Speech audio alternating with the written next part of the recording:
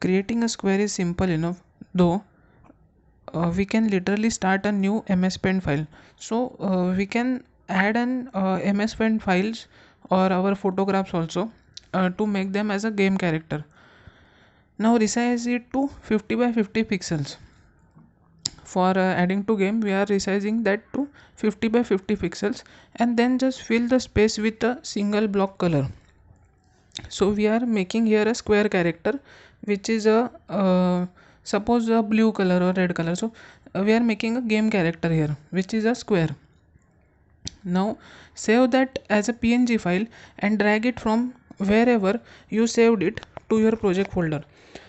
So we are saving that as a png file, and then we are putting it into our project folder and call it square for simplicity, and we are saving it as a simplicity. Now to help us get into good habits early on, we will first create a folder in our project specifically for sprites. So we will create a folder in our project called sprites. We will call it sprite. Now and in the spirit of good habits and good nomenclature, we will call the folder sprites. To do this, right click your assets folder in project window and then go to create folder and name this folder as sprites. So we are creating a sprites folder. As we go, we will be creating more folders for our scripts, sounds and more. It is smart to create lots of folders to help us everything separate, so we can quickly retrieve the type of file we need at any given time. So we can retrieve any type of file we need at any time.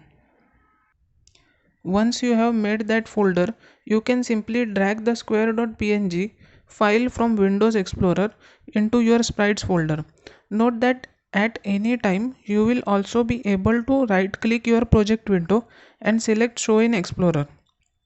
So we can copy paste this file from Explorer to our project window. This will show you the assets directory within your project, and anything you put in here will show up in the project window once you refresh the view. So you can put your projects in assets directory. With that, the sprite is now a part of your project, and you can use exact same process whether you want to add sprites or trees, collectible enemies or anything else into your levels. It really is that simple. So this is same process for adding different collectibles, items and different objects in your game. Two ways to introduce game objects.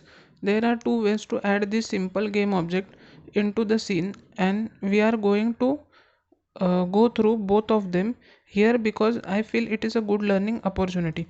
So there are two ways for putting game objects in the scene. The most straightforward way is simply to click the sprite in your project window and then drag it straight into your scene and drop it. So this is first way. That means simply click the sprite in your project window and then drag and drop it in a project window. Now click the game view and you will see the square against a different shade of blue in background. The other way to add sprites to your scene is to head over the top menu and click and then game object 2D object sprite. When you do this, a new sprite will appear in your hierarchy window, but you won't be able to see it in the scene view because it is currently doesn't have an image file associated with it. So this is another way to add a game object. With new sprite created in hierarchy, open up the inspector window and notice the section called sprite rendered. In here, the first line says sprite known sprite. You can simply drag and drop your square file into here, or you can click small circular button next to box. While you are in the inspector, why not also take this opportunity to change the name of your second sprite, currently new sprite, to do something more interesting like square 2. Try both these methods and you will have two different sprites on screen in your scene window, square 1 and square 2. So square 2 is a different object then square 1. Now manipulating